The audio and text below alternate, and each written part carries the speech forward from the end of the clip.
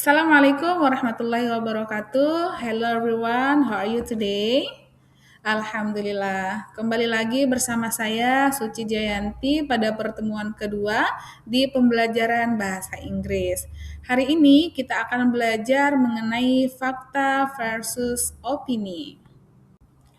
Sebelum memulai materi baru, kita akan flashback ke materi pada pertemuan pertama terlebih dahulu, di mana pada minggu pertama kita sudah membahas mengenai review struktur berita yang terdiri dari headline atau judul, background, isi, dan search sumbernya.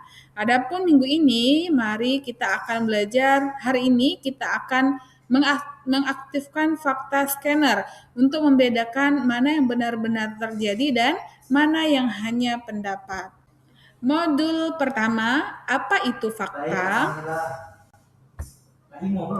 Adapun definisi katanya, fakta adalah hal, keadaan, atau peristiwa yang benar-benar terjadi. Sifatnya objektif dan tidak bisa dibantah karena ada buktinya.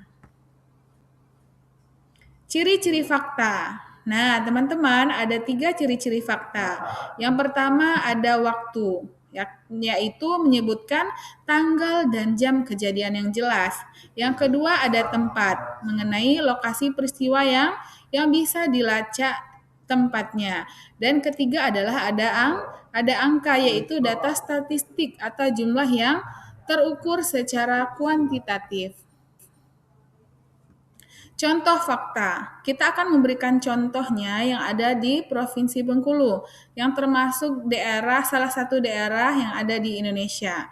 Misalnya dengan kalimat, siswa kelas 7 PKBM Pelita Bangsa Bengkulu berjumlah 25 orang dan belajar setiap hari Senin. Apa yang bisa kita ketahui? Yang pertama yaitu 25 orang berkaitan dengan angka atau data nyata. Yang kedua Senin yaitu waktu yang pasti, dan ketiga Pelita Bangsa berkaitan dengan lokasi yang jelas. Next, modul kedua yaitu apa itu opini? Definisi opini. Teman-teman, opini adalah pendapat, pandangan, atau perasaan seseorang terhadap suatu peristiwa. Sifatnya subjektif dan kebenarannya belum tentu disetujui semua orang.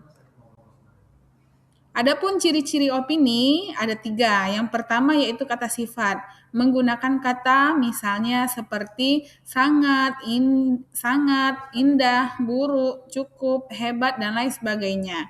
Yang kedua kata prediksi. Menggunakan kata misalnya sepertinya, mungkin, akan, dan lain sebagainya. Dan ketiga yaitu kata saran. Menggunakan kata seharusnya, sebaiknya, perlu, dan lain sebagainya.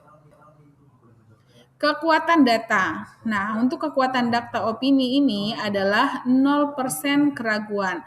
Fakta tidak memihak. Sebanyak 0% keraguan muncul saat kita melihat fakta.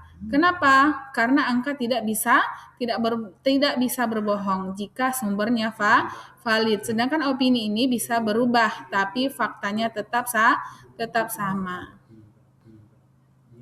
Waspada hoax. Di era digital ini, teman-teman, kita harus menjadi pengguna media sosial yang bijak agar terhindar dari berita-berita hoax atau berita bohong.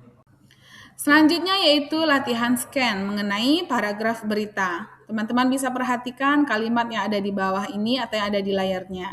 Misalnya seperti kalimat, burung kidul Bengkulu mengalami kenaikan suhu mencapai 35 derajat Celcius pada pukul 12 WIB.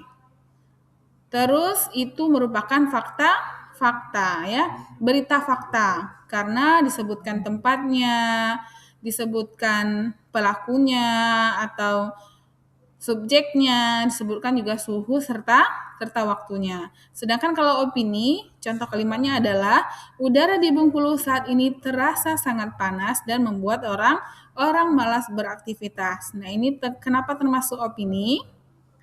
Karena datanya tidak valid atau tidak cukup. Oke, teman-teman, itulah materi kita pada pertemuan kedua ini. Semoga dapat dipahami dan bermanfaat. Thank you. Assalamualaikum warahmatullahi wabarakatuh.